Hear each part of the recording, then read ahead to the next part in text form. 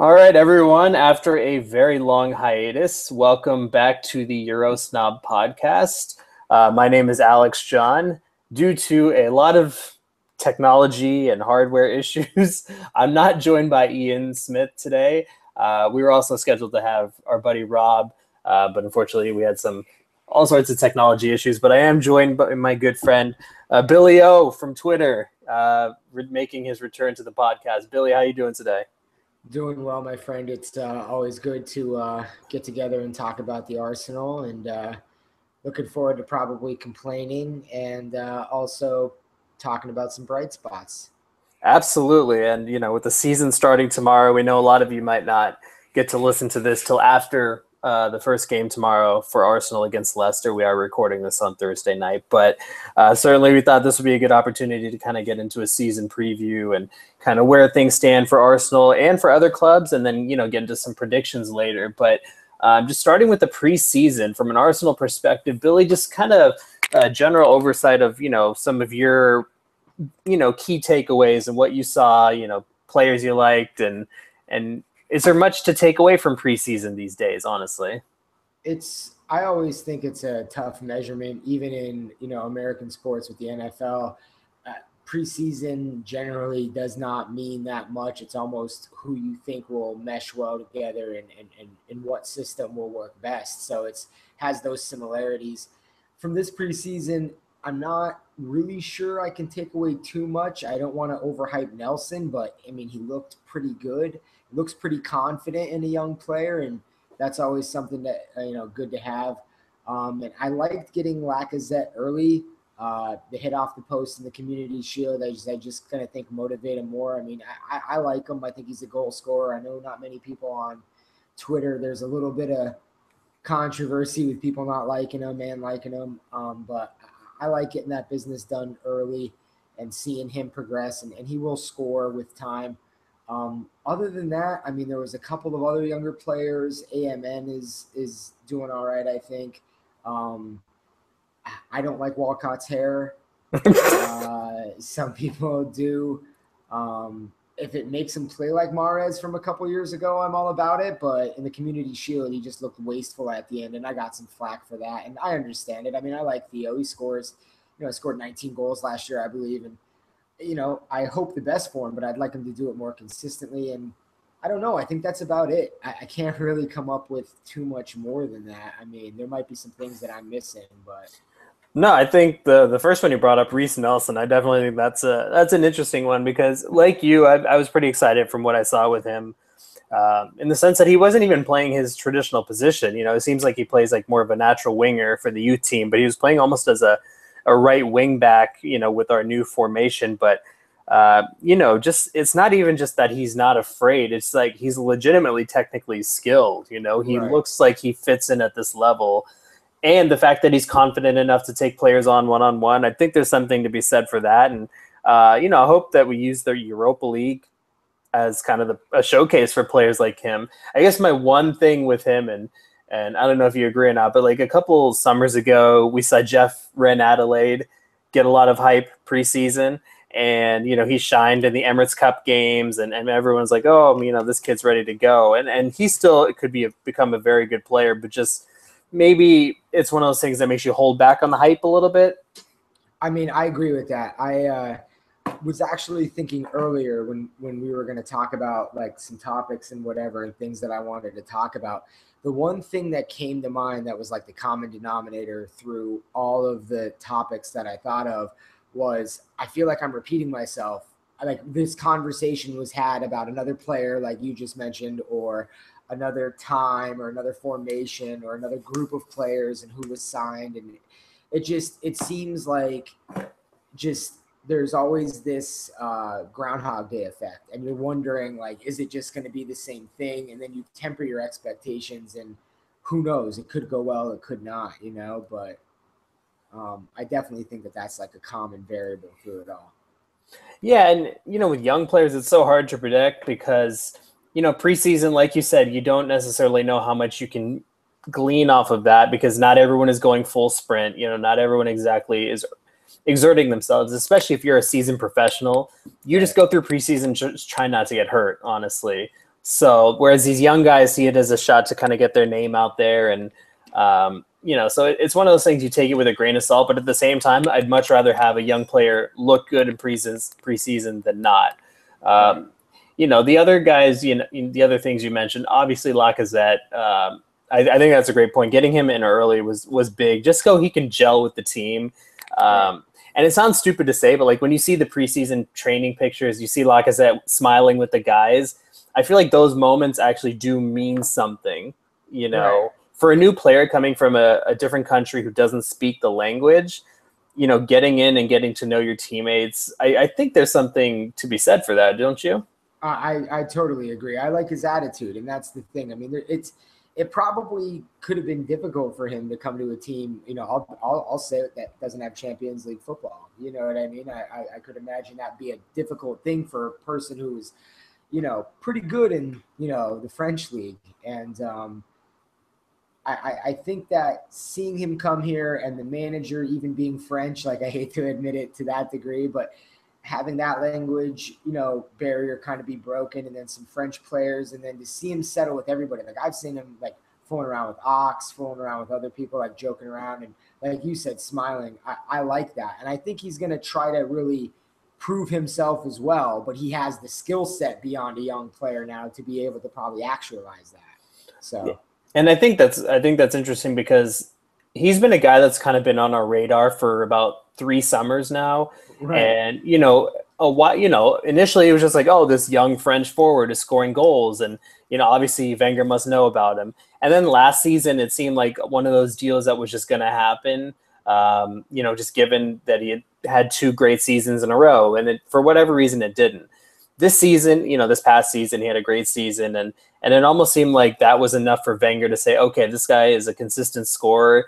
Maybe he's not the superstar in the mold of an Mbappe or what Benzema was when he moved from Ligue 1, but he's a consistent scorer. He's not someone who shies away in big moments. Like I saw his big game scoring record was actually pretty good, scoring against PSG and Monaco and all that. So, and bringing him in, he's 26. So he's right in the heart of his career. And for a striker, that's probably the ideal age. And like you said, I think he comes in with something to prove now, just because a lot of people, as you mentioned, like on Twitter, are saying, oh, he might not be Arsenal quality.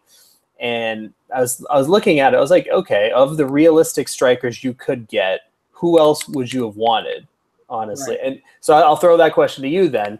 I mean, just realistically, given what Arsenal can spend, who else would you have looked at for that position that would have been better? I'm trying to think. Like, I wanted Mbappe real bad, but I mean, whatever is with that is with that. But to get who would be better with ease, nobody that I would want to get for that position. Morata, probably not. Lukaku, I mean, that he looked ridiculous in that game the other night. It was kind of laughable. So I don't know. I just don't think he fits the style. It's like Giroud, we have Giroud, so if he would stay, and I like Giroud too.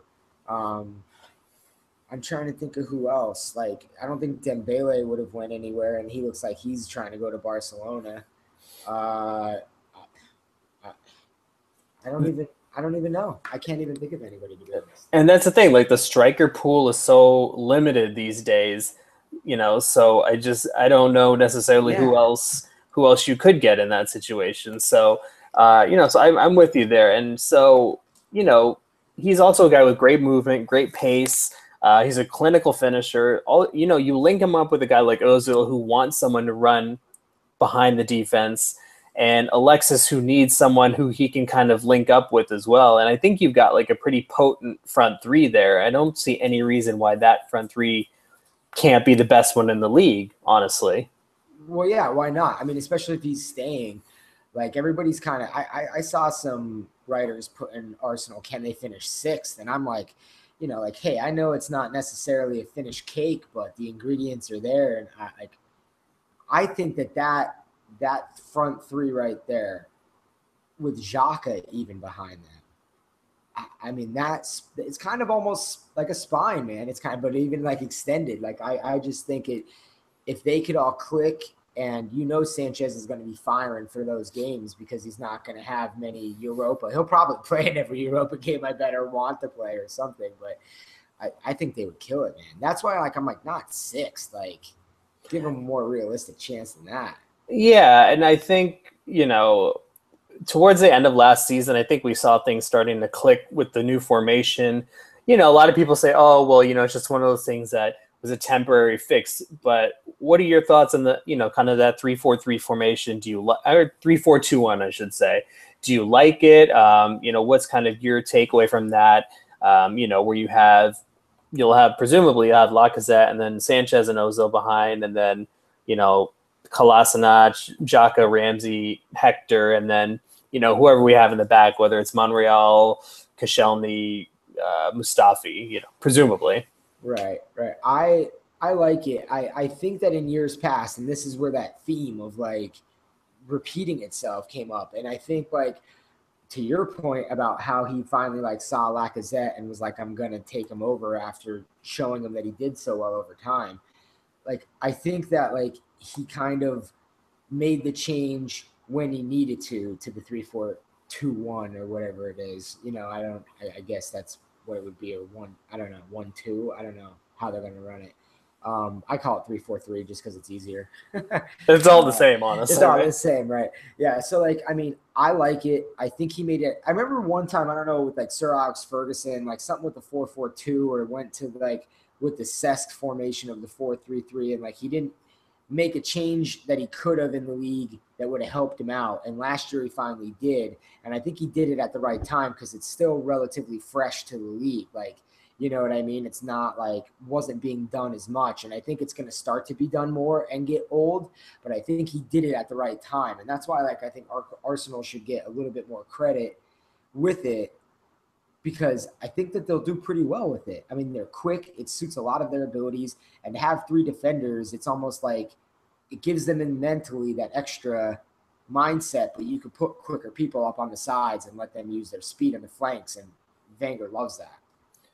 Yeah, and I think it's interesting because it seems to suit Xhaka and Ramsey really well, in my opinion. Just because if you played our traditional 4-2-3-1, you have 2 central defenders, and then you have Xhaka and Ramsey, and all of a sudden that's really open defensively, in my opinion. Because Ramsey likes to push forward, obviously, and Xhaka's not exactly blessed with immense pace. So there's a whole lot of openings to be found there. Now with that extra central defender, it allows Xhaka to kind of do what he does best, which is sit deep and dictate the play. And then just as importantly, it allows Ramsey to push forward and get involved in the attack, which I think he's phenomenal at, without necessarily, causing a huge defensive hole. My only concern with that is Ramsey's health, honestly, because with muscular injuries, once you have a few, I'm not a doctor, but everything I've read has indicated that you're more likely to pick them up later on as well. So I know with Ramsey, he's kind of one of those guys that almost has to be rested, every so often, just so he doesn't overexert himself.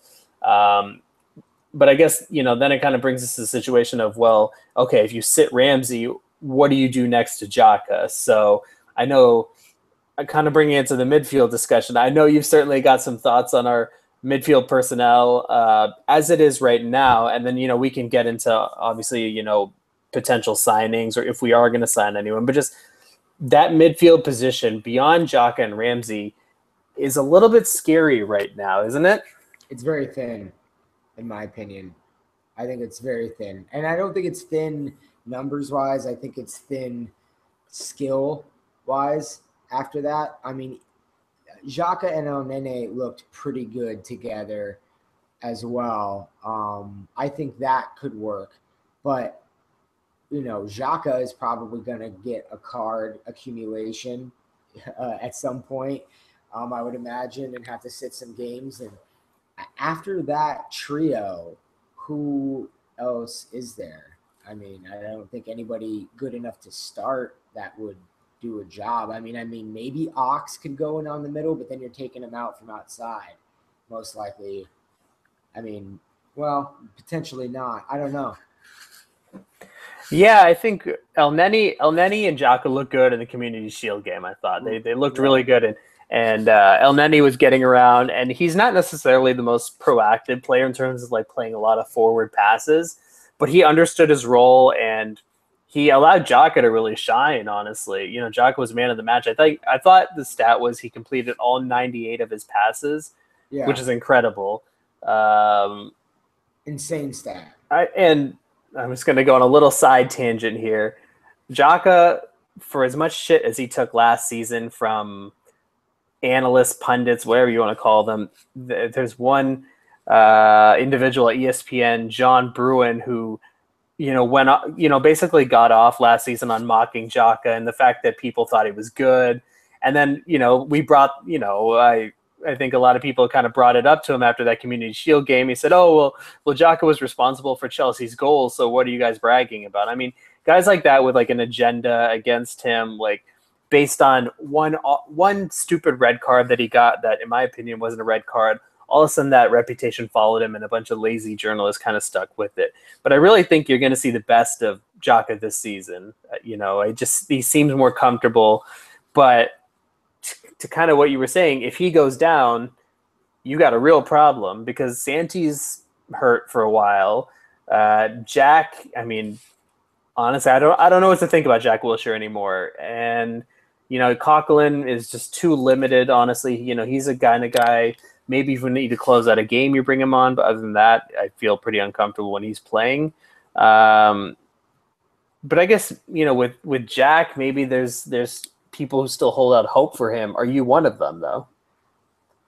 I have a soft spot in my heart for Sir Jack Wilshere.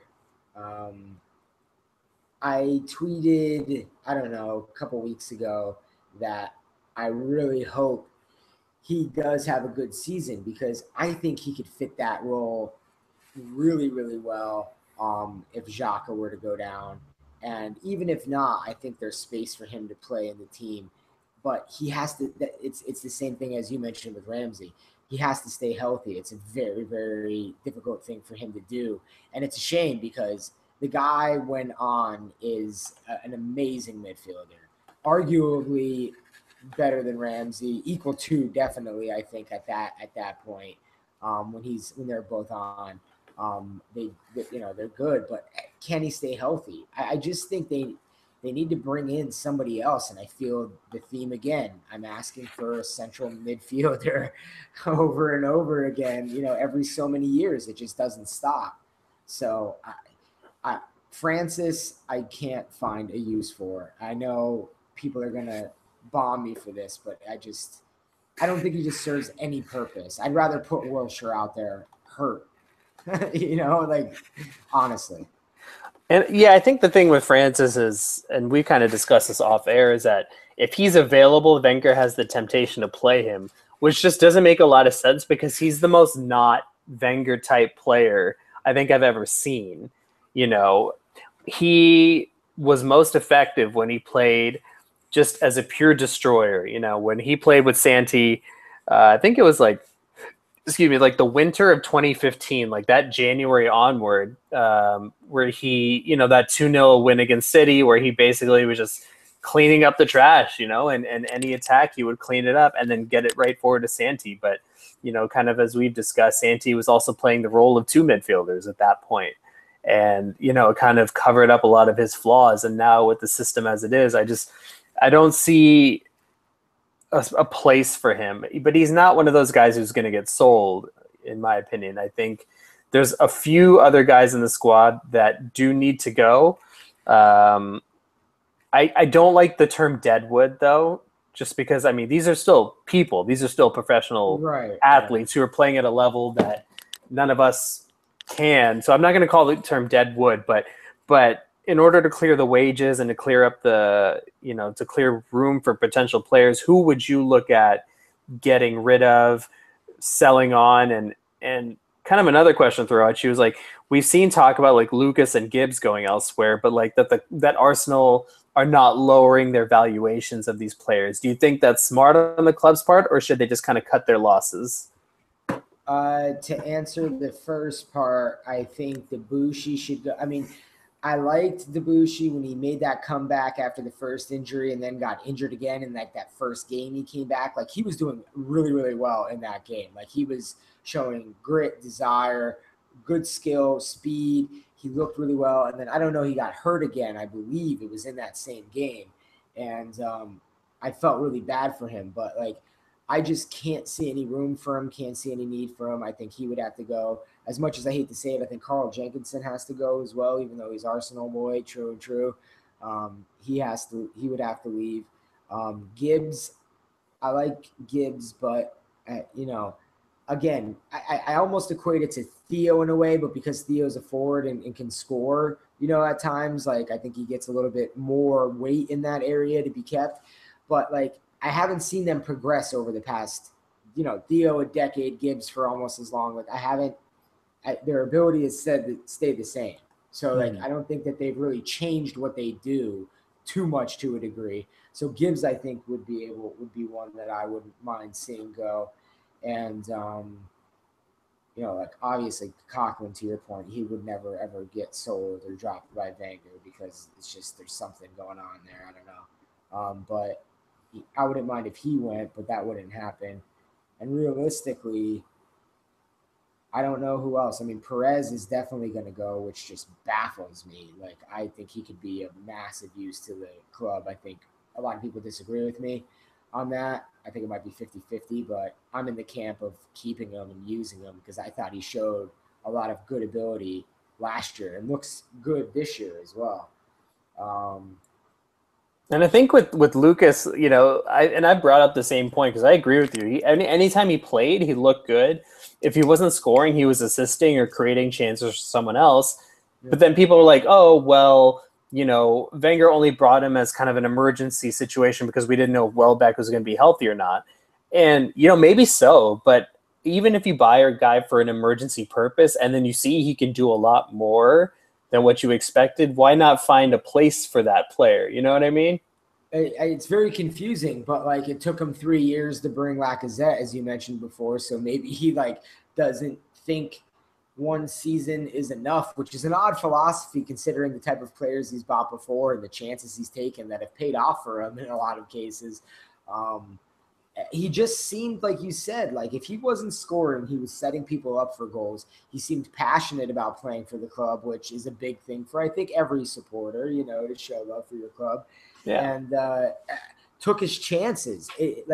I just think Arsene got stuck in that mindset where you had to be loyal to people. And like I said, Walcott just is an enigma to me because like the guy gets 19 goals, but like I can't remember more than one of them maybe. It's like a weird type of thing. I know what they are, but like it's not anything where I'm like, oh man, that was you almost don't goal, you don't remember 19 goals from last season. Like I'm trying to think back myself. I'm like, when did he get 19 goals? I don't remember him playing that much. That's what I mean. It had to be like I remember earlier in the season he was on fire. But here's the key. When I see Theo Walcott track back and play defense and help out in the formation they were playing, I think before the 3-4-3. Okay, when I would see him go back and track back, it seemed like he was creating his own luck to a degree and just putting in the good work ethic and was getting involved in the play, starting it from back there, running up, creating space, running in behind. And it seemed like I remember him scoring some goals. But I'm like 19. I'm like, it didn't seem like any of them mattered because we started so slow, to a degree. And it's just he's a weird one for me. And it's like if he gets sold, I'm kind of like, okay, like if they got Lamar and Siri, if they got both of those, I would be in heaven. But I don't think it's going to happen. Yeah, and it's it kind of leads me to what I was wondering. We've seen the signings that have been made so far, Lacazette and Sead Kolasinac, and Kolasinac has been fantastic. I mean, I'm really impressed with him. Not just because he looks so physically imposing, but he's just his skill on the ball. He's smart. He's a lot quicker than I thought he was going to be.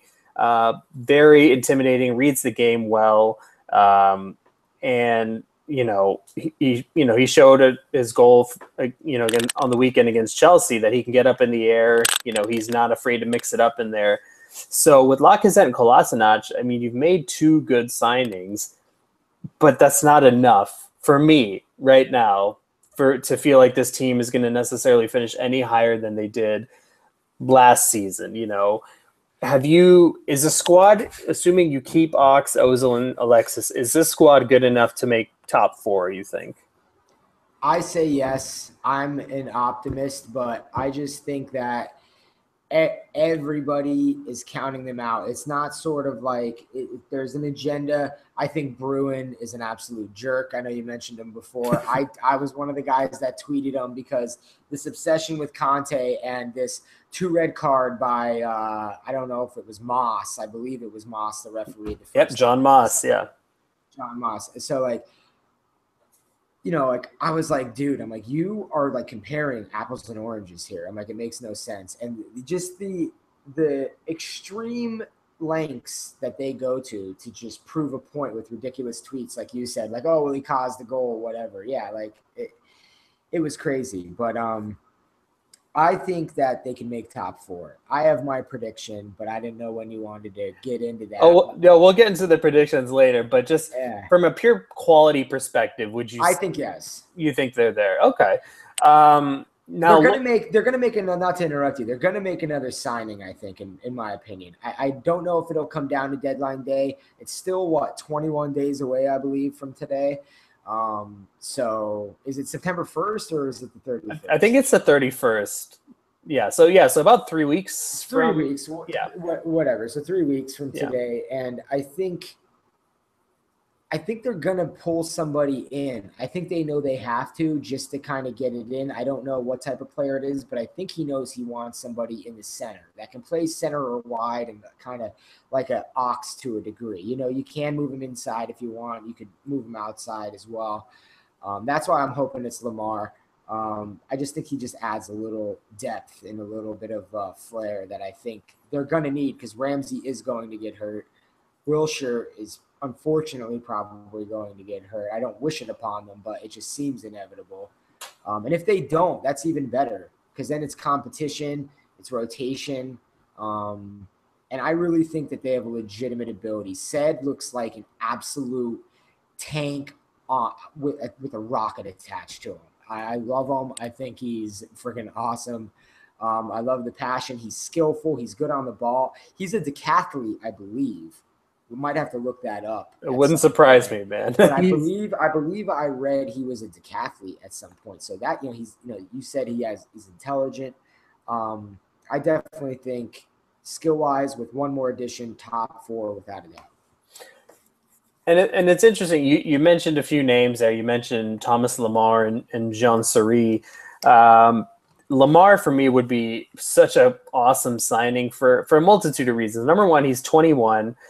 And the upside with him is so huge, because he can play on the left wing. A lot of people had said he can move to central midfield and be a really good player there. I saw an interview where he said his idol was Andres Iniesta, and kind of they're similar in the way they play with, they're not necessarily the most physically imposing, but their skill on the ball, their understanding of the game, quick feet. So to get a guy like that, and it would show that for elite young players, Arsenal is still a club of choice. You saw that 7-8 years ago with guys like Nasri when he was coming from Marseille, I think it was. Mm-hmm. He was an elite young French talent, and Arsenal was able to get him. And I want to see that pipeline reestablished to the best young French players because look at the generation that France is producing right now. With Mbappe, Dembele, Lamar, Benjamin Mendy, all these types of players, and it's a special generation, and I would hate to see Arsenal miss out on that. I just think it would be a huge signing of intent, but I think Jean Seri would arguably be a more important signing because, like you said, central midfield is a position of need right now, and I'm not going to claim to be an expert on watching Nice. I just know that people who have watched him more regularly than I have say he's an incredible passer, good on the ball, reads the game well, intercepts, passes defensively. and was considered probably one of the best 3 midfielders in Liga in last season. So, those are certainly the 2 that I would look at. I think Sarri is probably more likely based on what happens with Nice's Champions League qualifier. Another name that kind of came to mind while you were talking about kind of waiting to see how things unfold is Draxler at PSG. Just because, you've obviously seen this rumor about Mbappe potentially going to PSG. I would assume, and I don't know how financial fair play works, but I don't think anyone does. I would assume if you sign Neymar and Mbappe, you have to be getting rid of somebody, right? What would you think about Draxler potentially? I like Draxler. I thought he was going to come before he went to PSG, but Big Vang doesn't seem to want to pull the trigger on him. I don't know if he didn't think his valuation was appropriate, which is probably the case, in his mind. But I wouldn't mind Draxler. Again, injury prone. It seems to be he gets hurt here and there, but I think it could be a real possibility. I would take him. Versatile, quick, could shoot with either foot, pass, pretty skillful, I would say. I would definitely take him. I don't know how PSG is going to afford what they're doing. They're owned,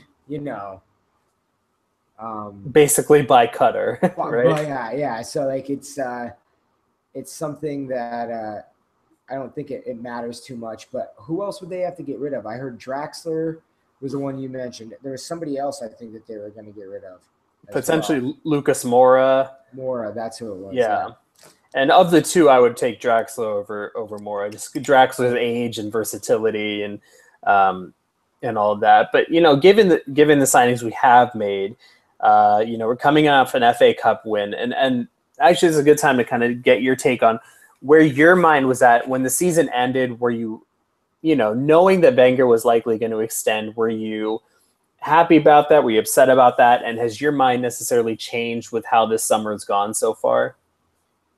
It's tough because I like the signings. I thought that if he could have got somebody like Lamar in or Sarri, I would have felt a little better about the summer. I like the lack of signing. The said signing looks to be very good for a free.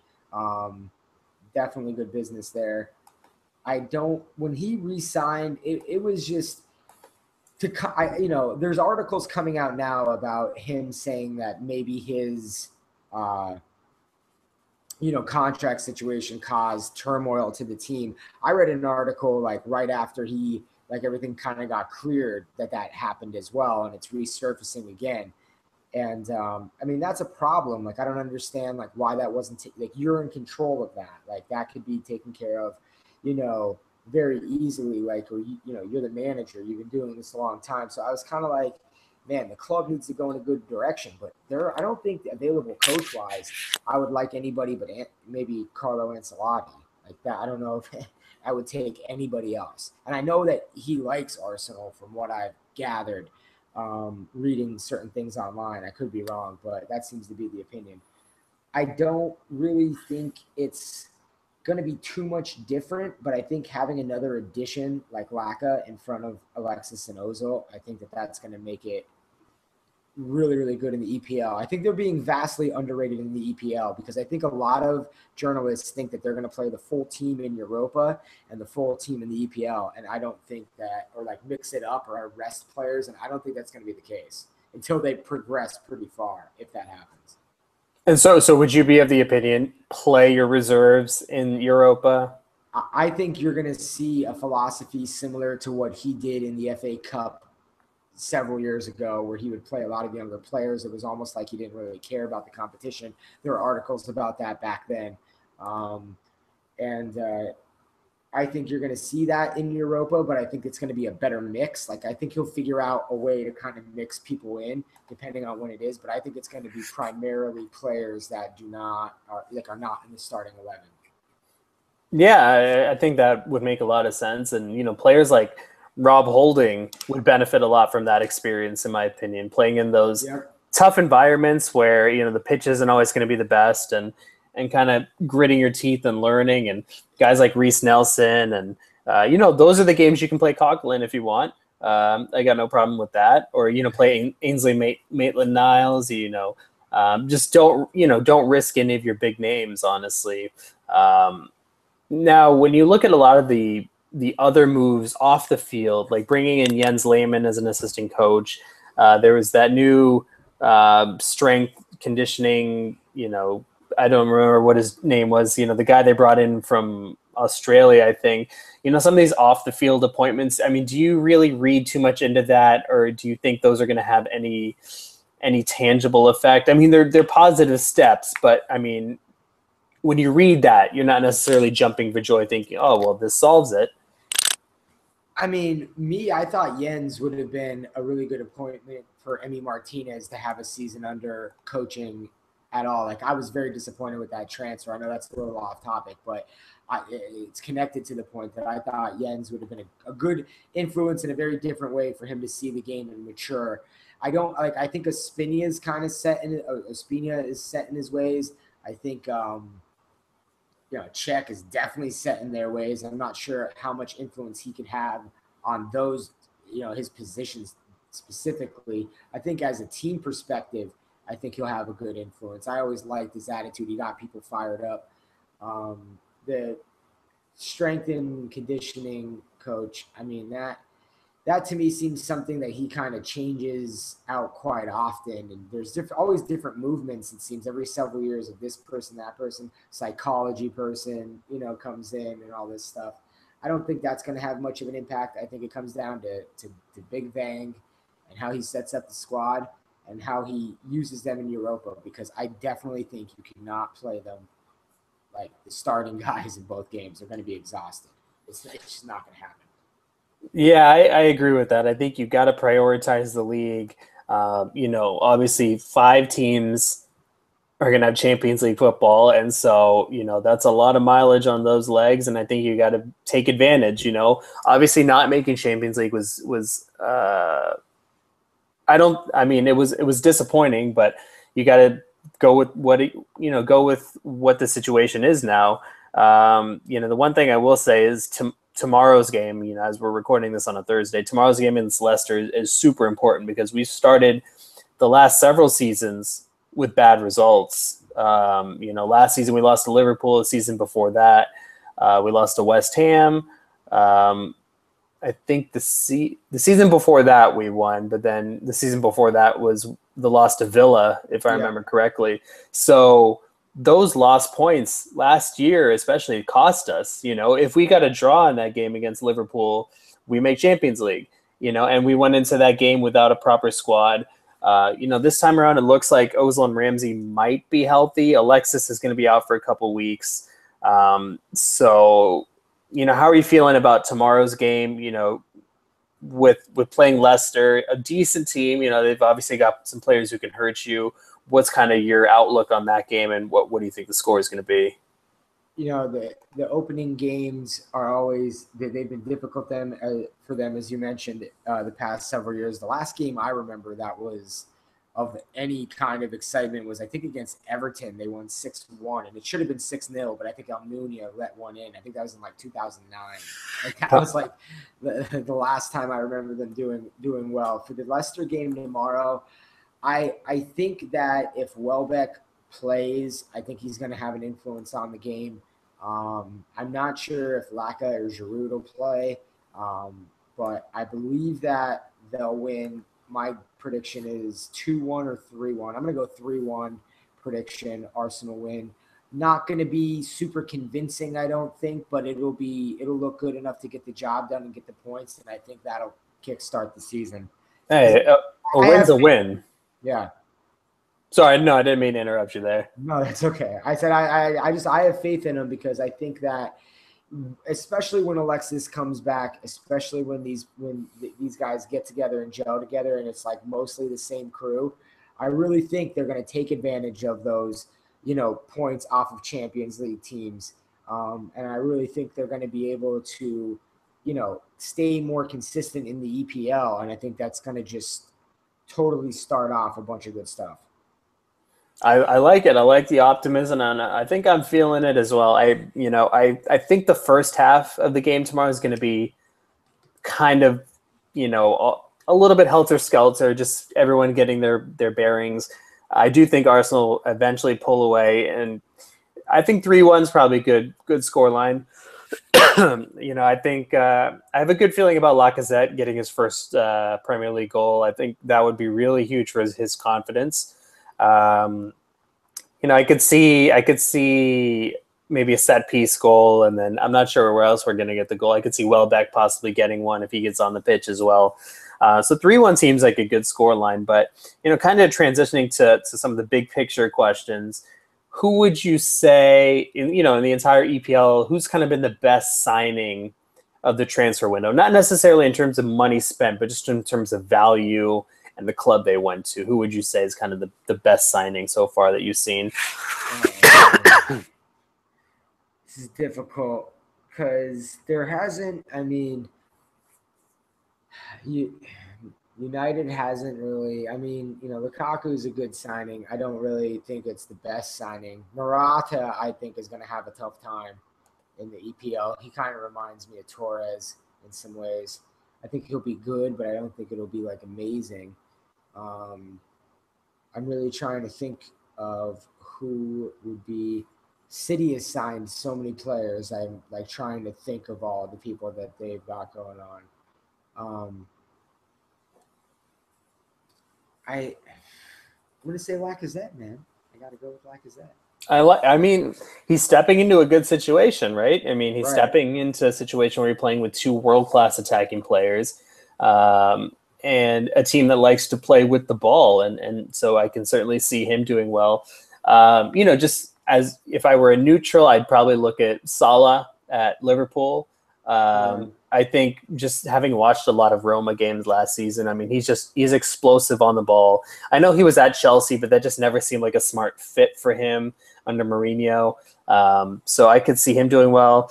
I think Benjamin Mendy at Manchester City, the left back, he's fantastic. Just an amazing fullback, one of the best in the world, in my opinion.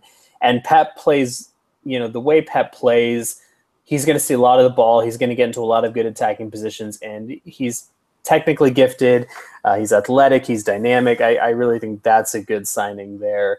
Now, kind of transitioning to who you think is going to be the player of the season. We've seen the last few seasons, players like Conte and Mahrez and Eden Hazard, a lot of players from Ligue 1. So who are you kind of seeing as the player of the season? Player of the season? That's an even tougher question to predict. I think it'll probably come down to City and, a surprise second team. I think you're going to see probably a lot from Ozil. I don't know if the English media will give him player of the season, but I think that he's been trying to score goals and he's been trying to get involved. I think he's been cleared in their role, and they're all at that age, that front three eventually, that'll probably put a good run together. So I'm going to give it to Ozil. I think he's going to score a little bit more than last year and get his assist number back up again. I like it. I like you. You're feeling good about Arsenal so far. I like it. I'm trying to, man.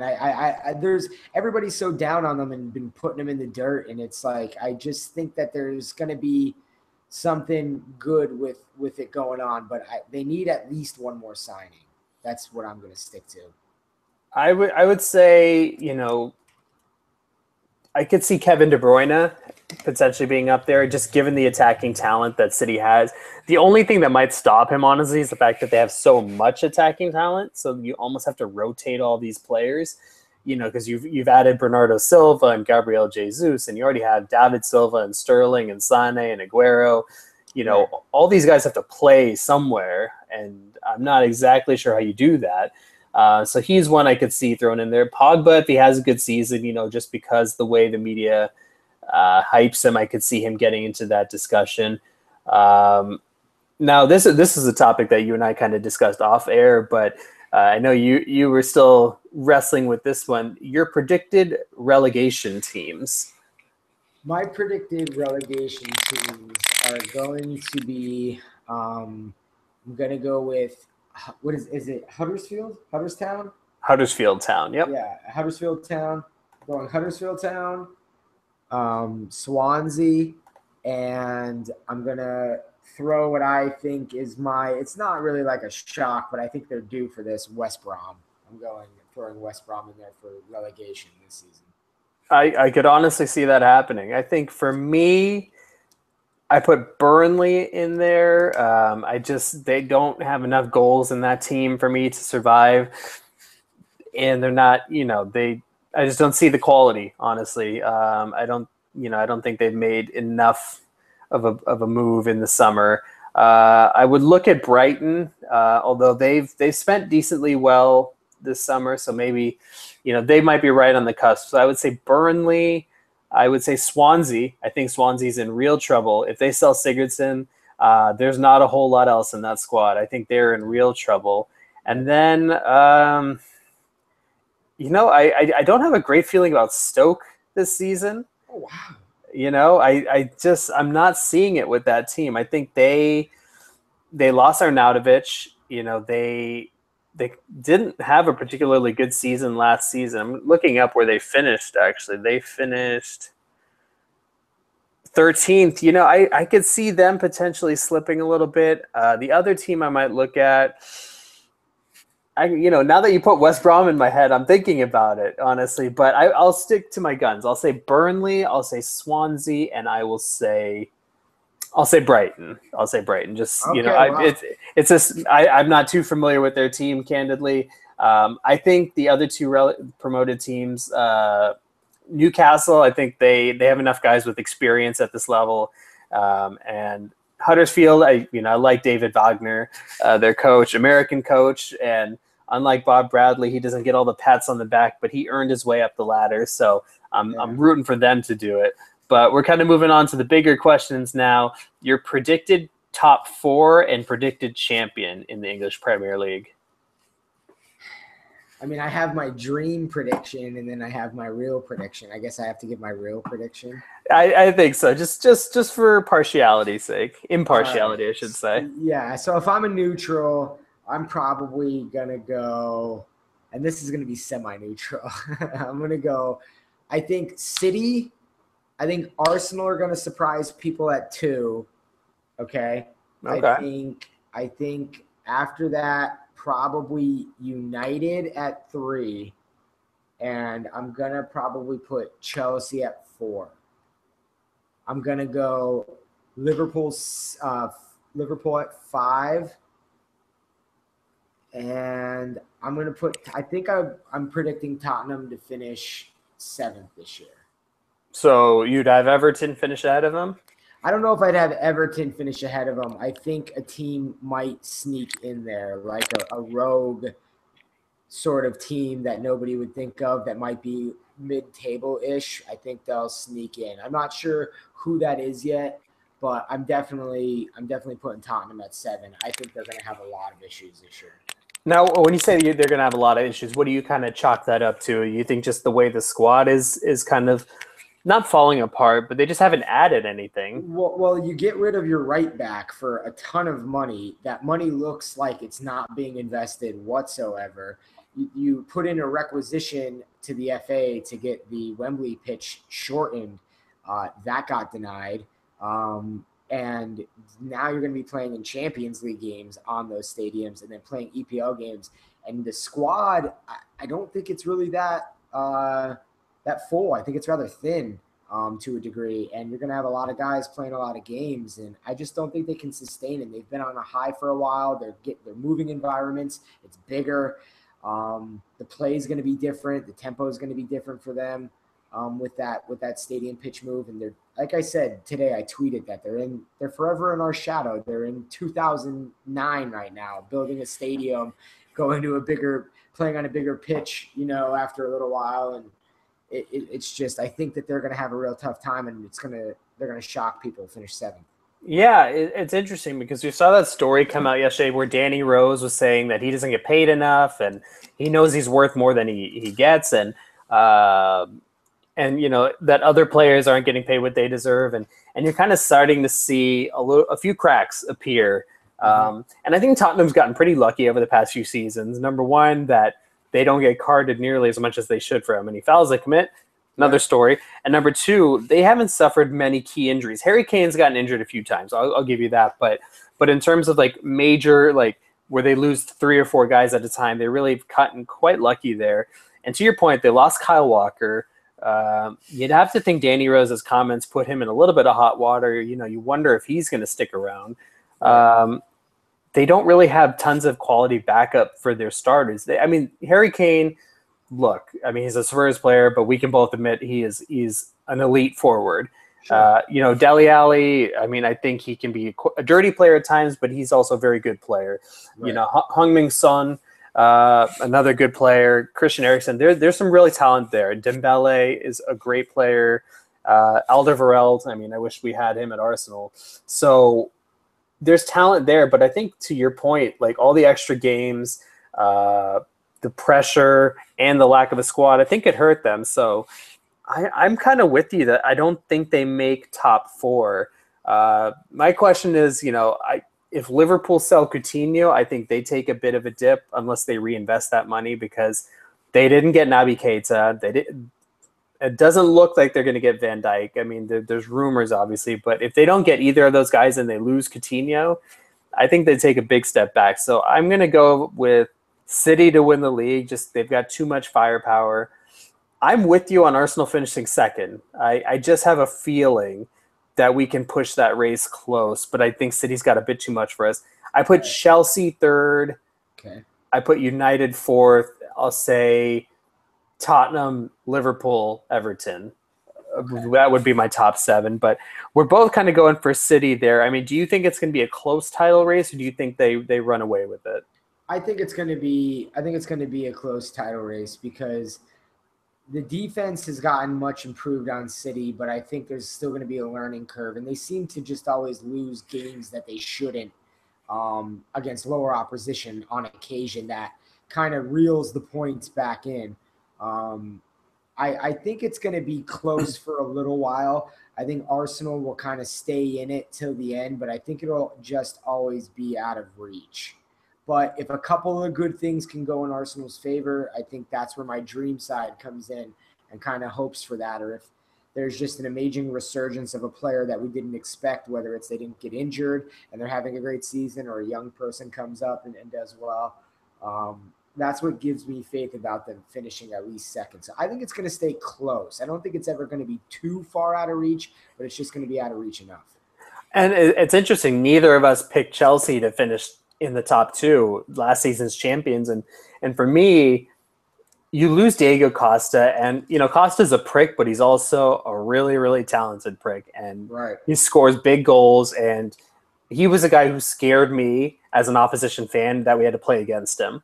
I like Morata. I like his game. I think he's a really skilled player, but he's never been the guy at a club. He's always either been back up to Benzema, or when he was at Juventus, he had Tevez playing alongside Tevez. He's never really been the primary goal scorer. And I don't think Chelsea have done enough business to kind of stay at the top. I think that Bakayoko, Kante midfield is going to be good. You're certainly going to have a lot of possession with those two because Kante is able to break up play and Bakayoko is really good on the ball and getting forward. But what's kind of your thinking with not having Chelsea up there in that top 2? I think losing Diego Costa is a pretty big deal for them. It just seems Conte is I think the midfield is going to be good. I just losing Diego, I didn't look like in the Community Shield, like the coach, like he had any control or pleasure coaching the team. He looked like he was just going nuts the entire time. And just all these reports of him not being happy with the players they've signed and what he wants to do to the squad. It just seems like he's going to have a tough time coaching these players. And I think it's just going to cause some issues throughout the season. Yeah, I could certainly see that happening. And there do seem to be some cracks in the relationship between Antonio Conte and the board. But, certainly I think we're both excited to have the Premier League season back and ready to get into gear. and certainly appreciate getting your predictions on that. Now, just as we wrap up, I know there's a topic that's kind of come up over the summer here in the United States that I know you've expressed your displeasure in, and for our American listeners, which I presume is almost everybody, the NBC Sports Premier League coverage has significantly changed in terms of what fans have access to and how they've transitioned from having these games on their NBC Extra Time to now a subscription service online. Why don't you tell the listeners a little more about that and kind of what your feelings are in not NC-17 language? Right. So in basically Premier Pass, $50 service, you could stream it anywhere, tablet, phone, any computer, anything. Okay. Problem is, it takes away the EPL Extra Time, which is a free service on DirecTV, which I have, and other cable providers, that you could get the games in HD. A lot of bars by my locality have, this setup where they get these games and they have these games in HD, and it's easy to go to on the channel. It was free. I get it. They want to make more money off of it. But my opinion on the matter is, why charge $50 and not also give us that option to have it on the cable networks? Like, I understand you probably would have to, if they know you're making money, you would have to start paying them, and that could be a major expense. But if you're trying to keep the fan happy, like, put a bigger price tag on it and say it's an all-encompassing thing, like $100, $150, whatever, but you get it at your cable network, you get it on your phone, on your tablet, on your whatever, you know what I mean? Ready to go. Like, make it a full service thing. Don't take away one of the most desirable aspects of it. And now, like, if you don't have a TV at home that has internet access in it, like a Wi-Fi chip, like, you can't stream those games to a TV. It just inconveniences so many people. So I've gone on a tirade. I've gone grassroots with it because I am frustrated that you're charging people $50 and you're not providing a full service. Like, at least provide some sort of full service. You know what I mean? With it? That I think is kind of what has frustrated me, because from my understanding, there's I don't know if Extra Time is going to continue to exist, or if it is, like, basically there's going to be a significant number of games that are going to be kind of carried over the NBC family of networks. But there's going to be, what's the number? Like 130 games are going to be on this Gold Premier League Pass online. Yeah, and that means 3 games. Yeah, and that means every team, at least, even for a club like Arsenal, one of the biggest clubs in the world, you're only going to be able to access some of these games online. So you're paying your cable bill to get all these games you would normally get, and you're paying $50 to get a few extra games. So it is exactly like you said, where they are penny pinching beyond belief. And it's frustrating because I felt like NBC Sports' coverage was working the way it was, where, even if Arsenal wasn't on NBC or NBC Sports Network, they were on the Extra Time. And so I could still catch that game without having to watch it online after the fact. Now, all of a sudden, either I pay $50 or, I have to stream it somewhere from some shitty site where I can potentially get a virus, Right. Well, that's what I'm saying. Like, you're going back to the stream days. I'm like, that's like a decade ago. I'm streaming games on a laptop and like in my house, like trying to connect the HDMI to the TV so like it actually looks kind of normal. You know what I mean? Because you want to watch the game. It was insane. But if you don't have the capability to do that, like, everybody may have a smartphone. I don't know, but like $50 just to get it on those devices and not be able to get it on your television is a problem to me. And I don't care that it's only, my buddy's like, it's only $50. I'm like, you're now taking away something for free, charging me, and also taking away my capability of watching it like I want to watch it. I'm like, that's like a problem, like. Exactly. So the net cost probably ends up being more than $50, Right. If you think of it in that sense. But I know that was something that I've seen a lot of discussion on over the summer, and I know certainly you wanted to discuss it as well, and I did too, because it was one of the things that frustrated me. But fortunately for us Arsenal fans, tomorrow's first game is on NBC Sports Network against Leicester. I won't be able to watch it until I get home after work, but I'm really excited for it. I'm excited for this season, and certainly excited I got you on today, Bill. And it's been a long time, and hopefully we get to do this a lot more during the season. I can tell you that I'm really excited to do this, my friend. It was definitely a long time coming, and my situation at home, so I'm going to be very around to do these more often this year with a lot of time on my hands taking care of a little one. So I'll be around and pumped to talk about it. Absolutely. And how can the folks find you on Twitter if they want to engage with you and interact with you? Yeah, that's the big question is if, and the at is AFC GOONERO. So that's AFC Gooner O, and you can find Bill there. You can find me at UF Gooner AJ. That's UFGOONER AJ. You can find the podcast at twitter.com/Eurosnobpod, facebook.com/Eurosnobpod. And certainly subscribe on iTunes, listen on Podomatic, do whatever you got to do. Just make sure you listen, and certainly shoot us any comments or questions you might have and stuff you want us to discuss. But Bill, any last words to the fans before we sign off? I'm going to go with the positive vibe this year. Up the Arsenal, support the club. I love it. That sounds good. And come on, you Gunners. But thanks, guys, for listening, and we'll be back with you again soon. Thanks.